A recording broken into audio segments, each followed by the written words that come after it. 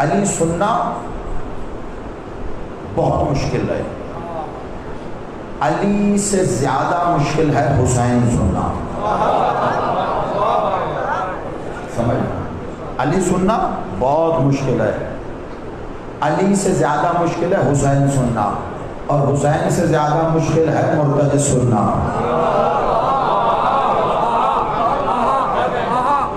ہاں نہیں، آپ کو بھی اندازہ ہوگا تھوڑی دیر میں اس بات کا.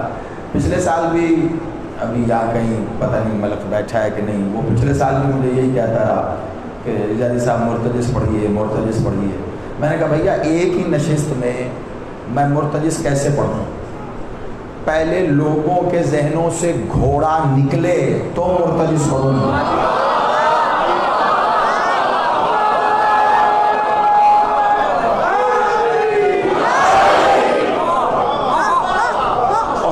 جہاں بھی مرتضی کی میم پڑھی ہے نا، مرتضی نہیں، جہاں بھی اس کی میم پڑھی ہے وہاں سب سے پہلے ایک جملہ یہی کہا ہے تاکہ یہ پتہ چل جائے کہ کون کہاں بیٹھا ہے اور کیا سوچتا ہے.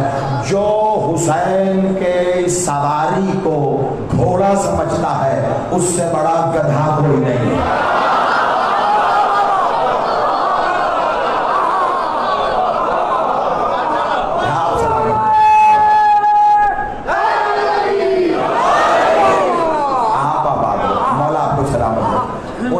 اللہ علی اور شرک ہے. آج سارا معاملہ طے ہو رہا ہے. آدھا عنوان تو کل میں نے سمیٹ دیا تھا، کچھ آج آپ کو اندازہ ہو جائے گا.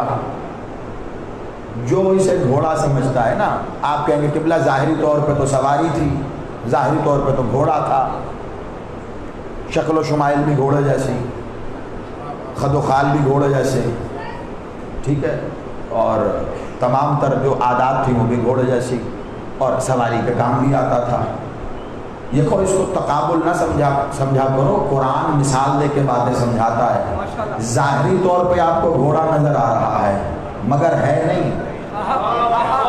میں ٹھیک اسی طرح کہوں گا، عقل پہ ماتم کروں گا. ہم بادشاہ سرکار آل محمد و آل محمد کو نور الہیہ مانتے ہیں کہ وہ اللہ کا نور ہیں.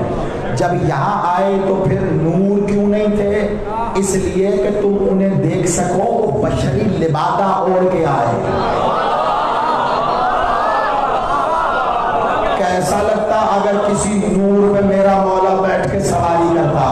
دنیا پاگل ہو جاتی. وہ ظاہری طور پہ گھوڑے کا لبادہ لے کے آیا.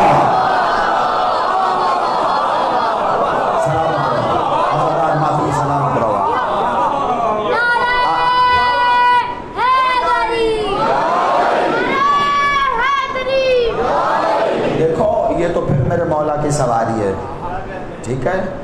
سواری کسے کہتے ہیں؟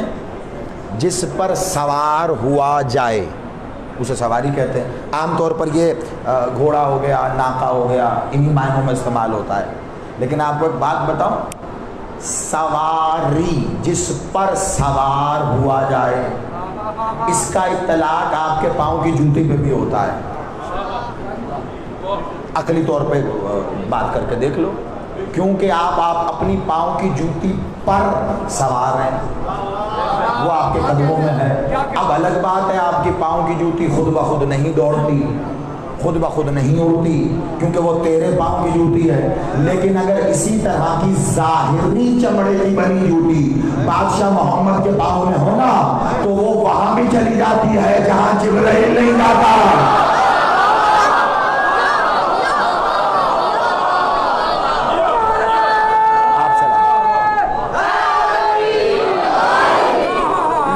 میری تو ہے عادت بڑی خراب، میرے آ جائے نا بات یہاں پر تو وہ یہاں سے باہر نہ آئے تو نہ وہ سانس لینے دیتی ہے نہ وہ کھانا اندر جانے دیتی ہے. تو میرے بات آ گئی ہے یہاں، میں کیا کروں؟ دیکھو دو قسم کی باتیں ہوتی ہیں. ایک یہ کہ آپ اگر کوئی کام ہوتے دیکھیں اور اس پہ خاموش ہو جائیں تو بھیا ہم سے نہیں ہوا جاتا. میں ایک بات کہنے لگا ہوں، اب کہہ دوں؟ اس سے کسی خاص وجہ سے پوچھ رہا ہوں، کہہ دوں. آپ سب نے تائید کی ہے کہ میرے بھائی سے لے کے وہ باہر بیٹھے کھڑے آخری بندے تک سب نے تائید کی. میں نے کہا مالک محمد کے بادشاہ خاتم النبیین کے قدم اطہر میں ظاہری چمڑے کی بنی ہوئی نالین تھی. وہ وہاں بھی گئی جہاں جبرائیل علیہ السلام نہیں گئے. میرے بادشاہ کی ظاہری سواری یعنی پاؤں کی جوتی، بیٹا بیٹھ باہر، تو ظاہری طور پہ میرے بادشاہ کے پاؤں میں جوتی ہے، نالین اطہر و اقدس ہے، تو یہ ظاہری طور پر با اعتبار عقل و دلیل و مشاہدہ مالک کی سواری ہے. مولا اس پر سوار ہے کیونکہ میرے مولا کے قدموں میں ہے. یاد رکھنا جو شے محمد کی ہے وہ شے علی کی ہے، وہ شے حسن کی ہے، وہ شے حسین کی ہے. جو محمد کے پاس ہے وہی حسین کے پاس ہے. تو پھر غلط تو نہیں ہوگا نا. جہاں محمد اپنی نالین لے گئے وہاں نہ جبرائیل ہے، نہ آدم ہے، نہ عیسیٰ ہے، بھلے وہ نالین ہو یا بادشاہ کی ظاہری سواری ہو.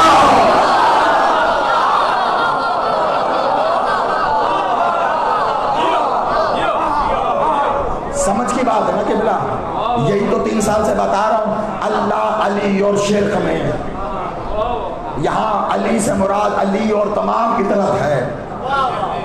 آپ اتنی جلدی کرتے ہیں یہ بات اس نتیجے پہ پہنچنے کے لیے کہ کہیں شرک تو نہیں ہو رہا.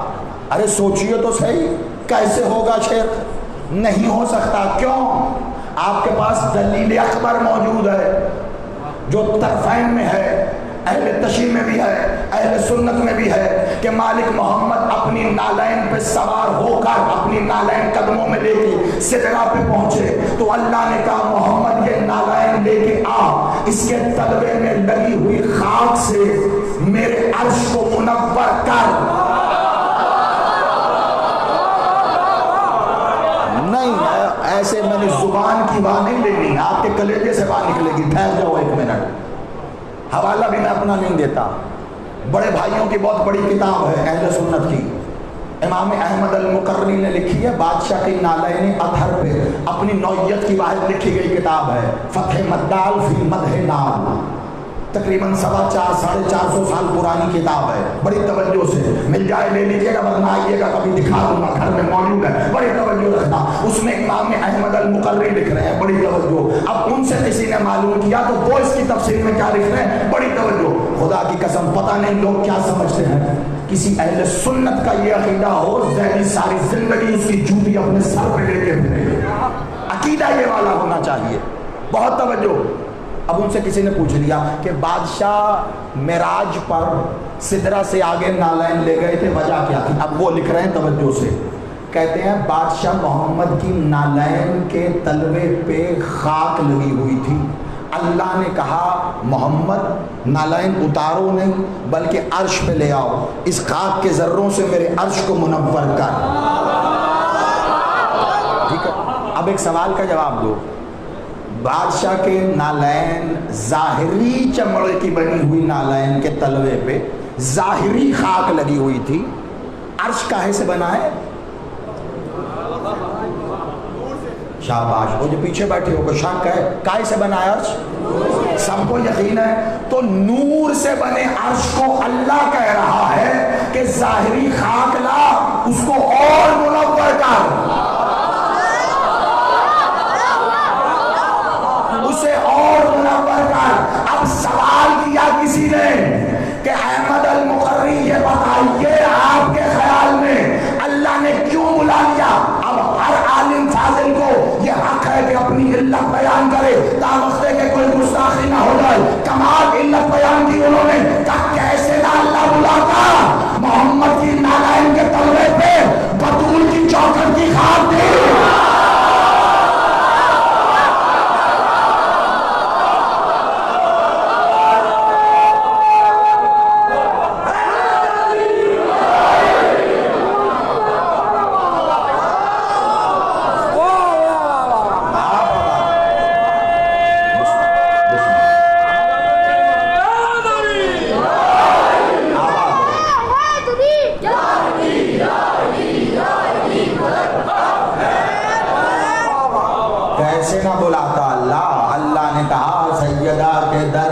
کیونکہ جب بادشاہ معراج پہ گئے تھے تو اپنی بیٹی کے در سے ہوتے ہوئے گئے تھے. कैसे ना होके जाते। मालिक जब अपने पाक घर से निकलते थे नूर महल से मस्जिद नबवी में जाने के लिए, बीच रास्ते पे दरे पाक बीबी पड़ता था, मालिक हमेशा वहां रुक के कहते थे अस्सलामु अलैका या अहले बैत नबुवा। मस्जिद में जाते। यही वो आपने अक्सर देखा होगा हमारे यहाँ, ये जो ख़ास तौर पे बरादरान अहले सुन्नत की मसाजिद में हर अजान से पहले एक ख़ास अमल होता है। क्या होता है भला? हाँ, जिंदाबाद, जीते रहो, अस्सलातु वस्सलामु अलैका या रसूल अल्लाह व अला आलिहि कहते हैं ना, दुरूद पढ़ते हैं। कहाँ से लिया उन्होंने ये? कभी पूछो किसी अहले सुन्नत भाई से कि हर आजान से पहले, यानी नमाज के लिए दावत दी जा रही है, उससे पहले मोहम्मद वाले मोहम्मद पे दरूद पढ़ते हो। वो खुद को इसीलिए अहले सुन्नत कहते हैं, रसूल की सुन्नत पे अमल करते हैं। रसूल नमाज से पहले कहते थे बतूल मुझ पे सलाम, फिर नमाज के लिए जा रहे हैं। ये तमाम कुतुब जलीला इस बात की जमानत ले रही है। तो जो मेरा मोहम्मद मालिक पाक बीबी के दर पे हुए बिना मस्जिद में नहीं जाते थे, कैसे मुमकिन है वहां जाए बिना मेराज पे चले जाए? यहाँ से हो के मेराज पे गए। अल्लाह ने कहा उस दर की खाक तेरे कदमों में लग के आई है, ले आओ। तो ये खाक वहां गई जहां जिब्राइल अलैहिस्सलाम नहीं गए। तो जहां जिब्राइल नहीं गए वहां पे आदम गए, वहां पे नूह गए, वहां पे इब्राहिम और हजरत ईसा अलैहिस्सलाम गए। तो वहां नहीं गए, उस दर की खाक वहां चली गई जहां ना अंबिया गए ना ही मलाइका गए, और मुर्तजिस वो है जो इस दर के अंदर चला गया।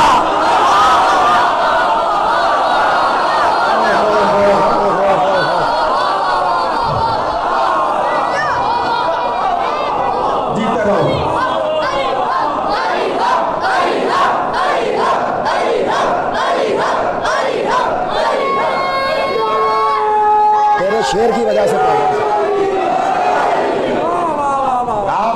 आप सलामत रहे, ये अकीदे सलामत रहे। इन अकीदों को परवान चढ़ाने वाली माओ के कदमों को सलाम है मेरा। आप लोग आबाद रहो, आपके घर रोशन रहें, इसी विलायत इसी आज़ादारी से रोशन रहें आप। काश दुनिया ने समझा होता कि अल्लाह मोहम्मद व आले मोहम्मद को क्या समझता है। हमारी सारी तवज्जो इसी बात पे है कि मौलवी साहब आले मोहम्मद को क्या समझते हैं। अल्लाह से पूछो वो इन्हें क्या मान रहा है, वो इन्हें क्या समझ रहा है, वो इन्हें क्या मकाम दे रहा है। उसे तो इनके दर की खाक इतनी पसंद है कि वहाँ ले आ, वहाँ ले आ। क्या बताएं अब आपको। मैंने पिछले साल भी ये गुजारिश की थी आपसे, और क्योंकि और बहुत सी बातें थी तो सरकार की सवारी पे बात होते होते इतनी ताख़ीर हो गई थी। मुझे याद है कि आखिरी 2-4 मिनट ही उस पर बात हो सकी थी। बस आज मालिक को शायद यही मंजूर था तो गुफ्तगू शुरू ही इसी नहज पे हुई। तो मैं बता के बड़ी जल्दी निकल गया था पिछले साल मुर्तजिस के मानी कि क्या मुर्तजिस के मानी है। याद होगा आपको क्या मानी है मुर्तजिस के? मुर्तजिस कहते हैं खुश लहन। खुश लहन किसे कहते हैं? लहन, ये मैंने इसका लफ्ज़ी मानी किया है। लहन क्या होता है? अब आपको लहन समझाते हैं भैया। मैं आपसे बात कर रहा हूँ, गुफ्तगू कर रहा हूँ, बस गुफ्तगू कर रहा हूँ, बोल रहा हूँ, ऐसे इसे गुफ्तगू कहेंगे। ये लहन नहीं है। अभी मुझसे पहले शहजाद पढ़ा था, ये जिस अंदाज में पढ़ा था इसे कहते हैं लहन। यानी जब आवाज़ को खूबसूरत करके मीठे अंदाज में दिया जाए तो उसे लहन कहते हैं। मुर्तजिस के लफ्जी मानी है खुश लहन, यानी बेहद मीठी सुरीली आवाज वाला।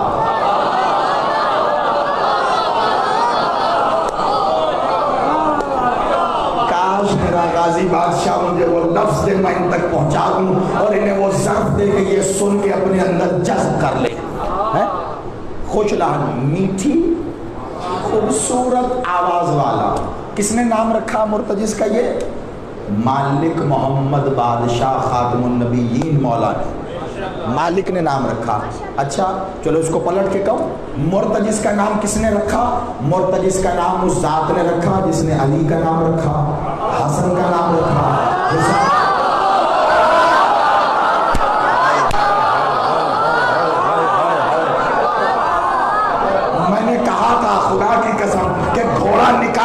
مرتجز سنا ہو. آپ سلامت رہو، آباد رہو. یہ پچھلے محلے تک آواز آ رہی ہے، بات بھی پہنچ رہی ہے، تو بتاتے رہو بس ساتھ ساتھ تھوڑا تھوڑا سا. آپ سلامت رہو. یہ وہی مالک ہے جنہوں نے مولا علی و مولا حسن و مولا حسین و مولا محسن کے نام رکھے، وہی مرتجز کا نام رکھ رہے ہیں. اچھا ایک بات بتاؤ، مالک کے ہاں، بادشاہ کے ہاں مبالغہ ہوتا ہے؟ نہیں ہوتا. مبالغہ میں اور تو کرتے ہیں کہ بات اتنی ہے تو اتنی کر دو. مالک جو کہتے ہیں وہی حق ہے، وہی سچ ہے، وہی بس ختم. ان کے ہاں مبالغہ نہیں، اسی لیے جو یہ نام رکھتے ہیں وہ اس میں با مسمہ ہوتا ہے. اچھا بزرگوں نے تو واہ کہہ دی، شاباش. اب بچوں کو سمجھانا پڑے گا. نہیں لگی نا سمجھ اس میں با مسمہ کی؟ ہاں شاباش، جیتے رہو ایسے ہی. سچ ٹیچر کے آگے بھی یوں ہی بولا کرو کلاس میں. نہیں سمجھ لگی دوبارہ سمجھائیں. اس میں با مسمہ اسے کہتے ہیں کہ آپ جس کا اسم رکھو اس میں وہ صفت بھی موجود ہو. اب پہنچے ہو، شاباش. آواز وہ ان ہاتھوں کو حسین خیرات عطا فرمائے. آپ جیتے رہو. اور میں یہ اتنے فضائل کس کے پڑھ رہا ہوں یہ میں آپ کو گفتگو کے اختتام پہ بتاؤں گا. ابھی صرف سنو. ابھی اس لیے نہیں بتا رہا کہ میں نے وہ بات بتا دی تو پھر تو تم داد دو گے ہی دو گے، لیکن ابھی میں چاہ رہا ہوں تم صرف مرتجز سن کے داد دو تاکہ حسین کی نگاہ میں تمہاری قدر و قیمت اور بڑھ جائے. کیونکہ آخر میں یہ بتاؤں گا کہ حسین مرتجز کو کیا کہتے تھے. ٹھیک ہے، وہ معاملہ پھر الگ طرف چلا جائے گا. بڑی توجہ. تو اس میں با مسمہ کسے کہتا ہے؟ جس میں وہ صفت موجود ہو. یعنی جب مالک علی کا اسم علی بادشاہ محمد نے رکھا تو وہ علی تھے، اس لیے علی رکھا.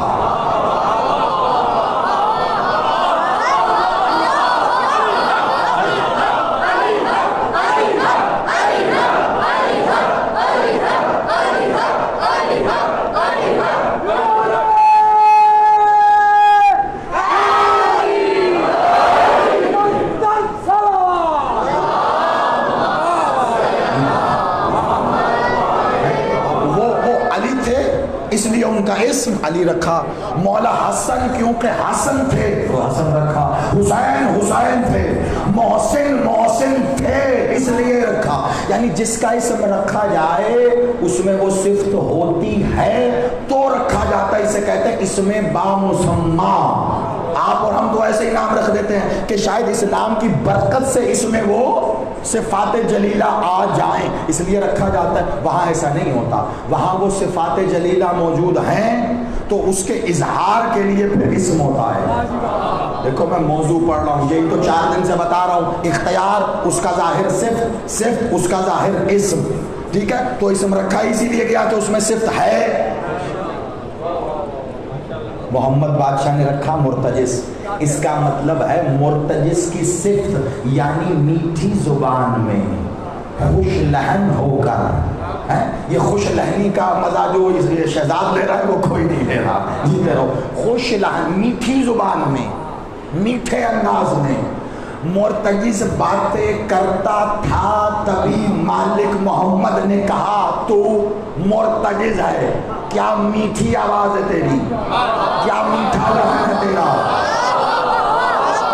میں ٹرانسلیٹ کر کے بتا رہا ہوں نا بھائی. عربی میں مرتجز تو مالک نے یہی کہا کہ بھائی کیا میٹھا لہن ہے.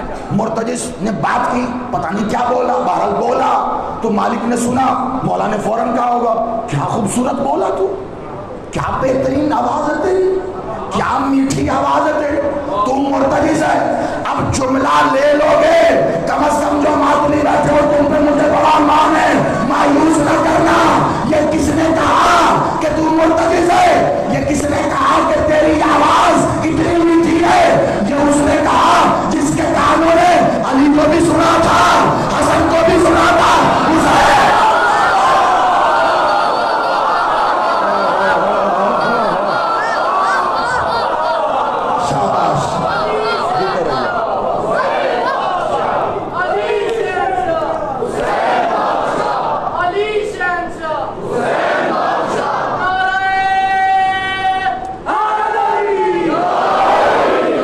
سلامت رہو. مولا ہے جن کانوں نے صوت الہیہ سنی ہوئی تھی، صوت الہیہ، صوت الہیہ کہتے ہیں اللہ کی آواز. اللہ کی آواز کہاں سے آتی ہے؟ اللہ کی زبان سے.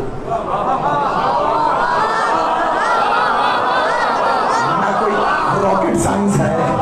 اچھا یہ ایک بڑا مسئلہ ہے کہ ایسے چھوٹی چھوٹی باتیں عربی میں کہہ دی جائیں تو ٹھیک ہے، اردو میں کہیں پریشان ہو جاتے ہیں. ارے بھائی لسان اللہ سے صوت الہیہ آئے گی تو کون ہے لسان اللہ؟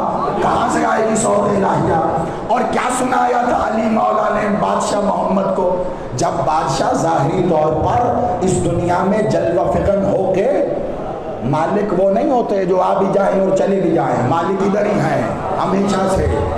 جب میرے مولا نے 13 رجب کو مخلوق کی آنکھوں کو یہ اجازت دی، چلو پھر اب تم ہمیں دیکھ لو.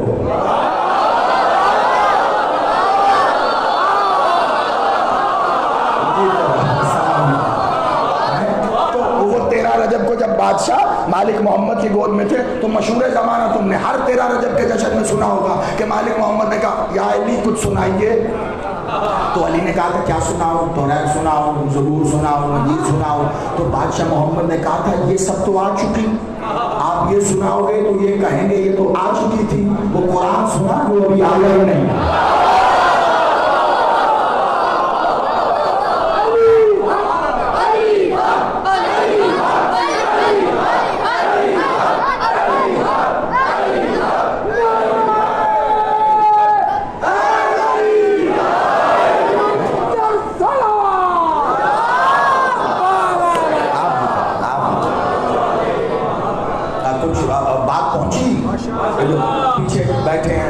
جو کھڑے میرا سلام آپ کو، آپ آباد رہے، آپ سلامت رہے.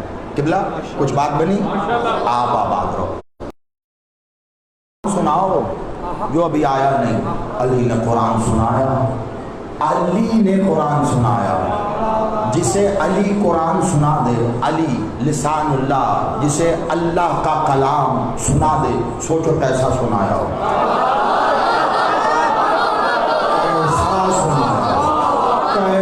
اور محمد بادشاہ نے کیسا محفوظ کیا ہوگا. ارے واہ کیا کہنے علی. پھر اس کے بعد کیا سننا باقی رہ جائے گا، لیکن اب میں کیسے بتاؤں؟ مجھے یہ پتہ نہیں ہے کیا سنایا، لیکن جو بھی سنایا مرتجس نے، بادشاہ محمد نے کہا تو کتنا خوش دہن ہے. اس کے وزن کو سمجھو، کتنا کتنا خوش نہ سمجھا زمانہ مرتجس کو. بس حسین کی سواری، ہاں حسین کی سواری، اگر یہی سمجھ لیتے تو یہی بہت تھا. حسین کی سواری، حسین کی سواری. مرتجس کے آنے سے پہلے حسین کی سواری بادشاہ محمد تھے.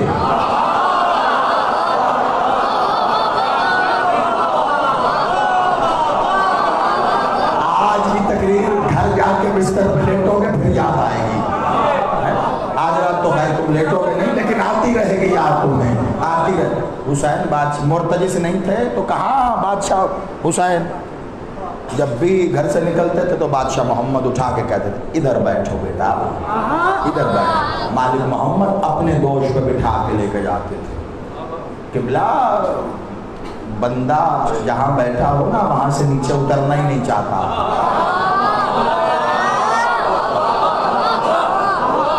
کہاں بٹھا دیا حسین کو محمد نے؟ اپنے دوش پر. محمد مالک بادشاہ خاتم النبیین کے کاندھے، وہیں پہ مہر نبوت اسی پہ بٹھا دیا، اسی پہ بٹھا دیا. کیا بس مولا تمہیں ہمیں سب کو یہ توفیق دے کہ ہم یہ سمجھ سکیں کہ جو شاید مالک سے منسوب ہو جائے نا وہ پھر مالک کی ہے، مولا سے ہے. مولا کی ہے، مولا سے ہے. اور پتہ ہے تمہیں، اب بتاؤں گا میں تمہیں، اور تمہیں خوشی ہوگی کہ تم کیسے جھومتے رہے ہو مرتجس کے.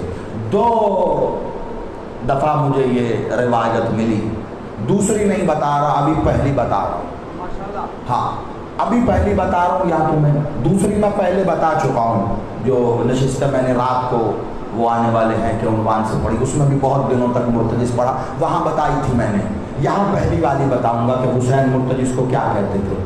جب پہلی بار بادشاہ حسین مرتجز سے ملے نا تو رسول اللہ نے کہا دیکھو بیٹا آپ کے لیے یہ سواری آپ کی ہے، آپ کے لیے ہے۔ تو بادشاہ حسین نے اپنے دونوں ہاتھ مرتجز کی گلے میں ڈالے، کہا دوست تم آ گئے۔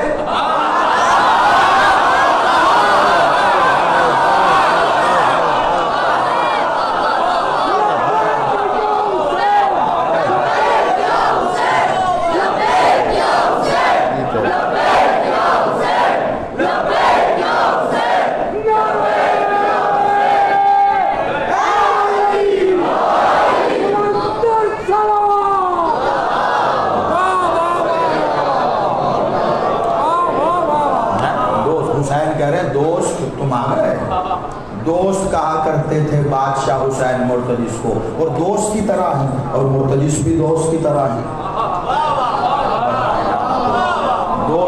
دوستی حسین کہہ رہے ہیں دوست، ایسے ہر کسی کو کہہ دیں گے حسین دوست؟ سمجھو کون ہے۔ اب کیا بتاؤں آپ کو کہ مرتجز کون ہے، پتہ نہیں بات کہاں چلی جائے، بس جہاں آ گئی ہے اس سے آگے میرے بھی اختیار میں نہیں کہ میں لے جاؤں۔ کیا بتاؤں آپ کو؟ دیکھو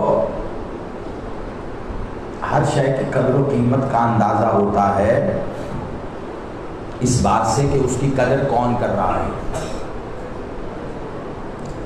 جو اس کی قدر کرے اسے دیکھ کے اندازہ ہوتا ہے۔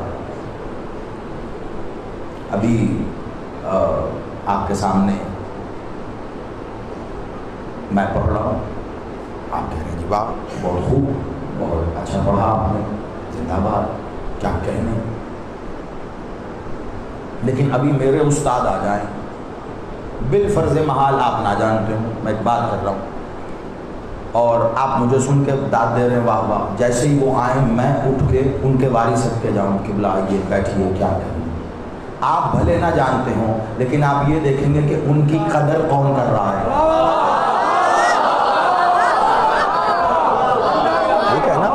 تو یہ بات آپ کے لیے کافی ہوگی، ارے زیدی صاحب ان کے واری صدقے جا رہے ہیں، ان کی جوتیاں اٹھا رہے ہیں، ان کو سر پہ بٹھا کے ادھر بٹھا، تو یہ کیا شخصیت ہے؟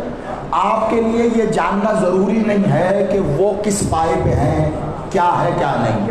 آپ مجھے جانتے ہیں، میں نے ان کی قدر کی، آپ کے لیے کافی ہے۔ ارے بھیا یہ اتنی قدر کر رہے ہیں، اب ہم کیا جانیں کہ یہ کون ہے۔ ایک جملہ ہے وہ واہ میں سنو یا آہ میں سنو، تمہاری مرضی۔ میرے بادشاہ مالک محمد کی پاک بیٹی، یہ وہ بیٹی ہیں کہ جب یہ تشریف لایا کرتی تھی تو مالک محمد اٹھ کے کھڑے ہو جاتے۔ ٹھیک ہے، آخری بات ہے، اس سے آگے میرے پاس بات ہی کوئی نہیں، ختم، میرے پاس لفظ ہی نہیں، زبان ہی نہیں۔ مالک محمد اٹھ کے کھڑے ہو جاتے تھے اپنی پاک بیٹی کے لیے، اور یاد رکھو بیٹی سمجھ کے کھڑے نہیں ہوتے تھے، اگر بیٹی سمجھ کے کھڑے ہوتے آج سب پہ لازم ہو جاتا اپنی بیٹیوں کے لیے کھڑے ہونا۔ اب وہ عصمت کے کس درجے پہ تھی، ٹھیک ہے، وہ ایک الگ موضوع ہے، کبھی کریں گے گفتگو، ایام آئیں گے تو، لیکن ان کے احترام میں محمد اٹھ کے کھڑے ہوتے تھے۔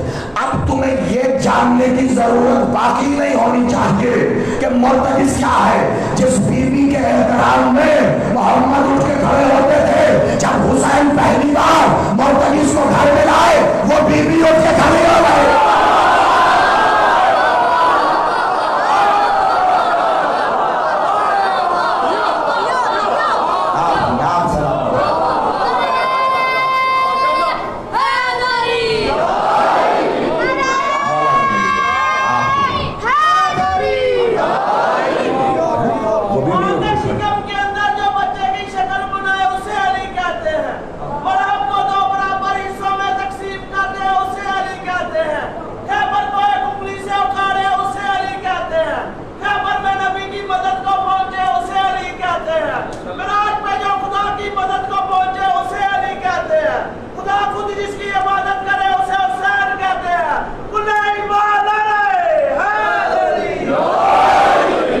سلامت رہیے۔ مولا آپ سب کو اس غم کے سوا کبھی کوئی غم نہ دے، اور اسی دین عامل و اکمل پہ میرا مولا آپ کو ہمیشہ سلامت رکھے۔ تو مالک نے جب پہلی بار حسین کو بلایا نا، حسین ہم نے آپ کے لیے سواری پسند کی ہے، تو حسین ملے مرتضی سے اور یہی کہہ کے ملے، میرے دوست تو آ گیا، اور اللہ تعالیٰ مرتضی نے بھی دوستی کا حق ادا کر دیا۔ حسین کا سب سے آخری ساتھی،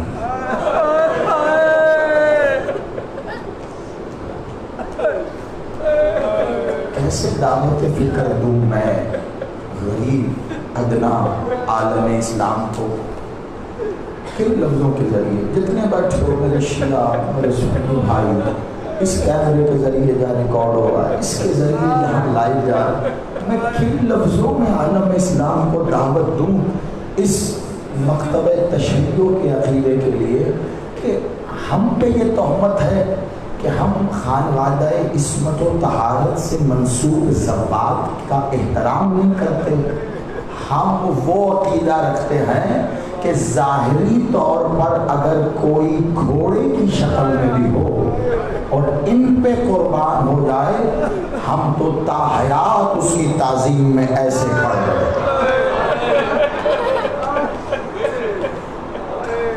ہم اس عقیدے پہ پھر مرتضی نے دوستی وفا کا حق ادا کر دیا،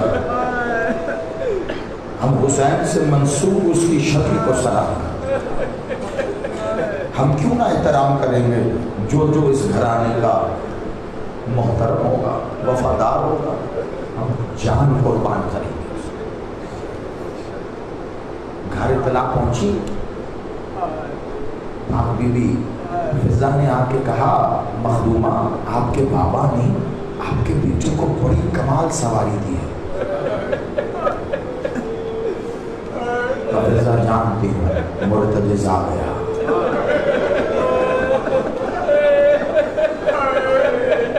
پتہ نہیں اگلے جملے کو تم کیسے سنو گے، لیکن یاد رکھنا یہ میری نصیحت و وصیحت تمہیں۔ فضا جانتی ہوں مرتضی آ گیا، میں زمانے سے اس کی منتظر تھی۔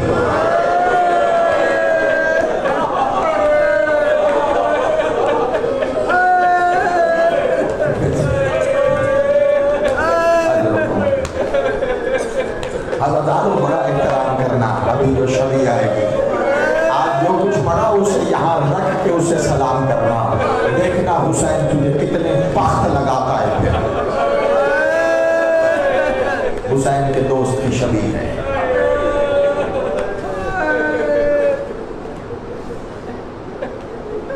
فضا میرا ایک کام کرو گی؟ مخدومہ حکم، فضا حسین سے کہو مرتضی کو گھر لے آئے۔ پیغام پہنچا، میرے بادشاہ دہلیز اطہر و اقدس سے مرتضی کو اندر لے آئے۔ مخدومہ نے جیسے مرتضی کو آتا دیکھا، اٹھ کے کھڑی ہوئی، استقبال مرتضی نے، آپ میرے حسین کی سواری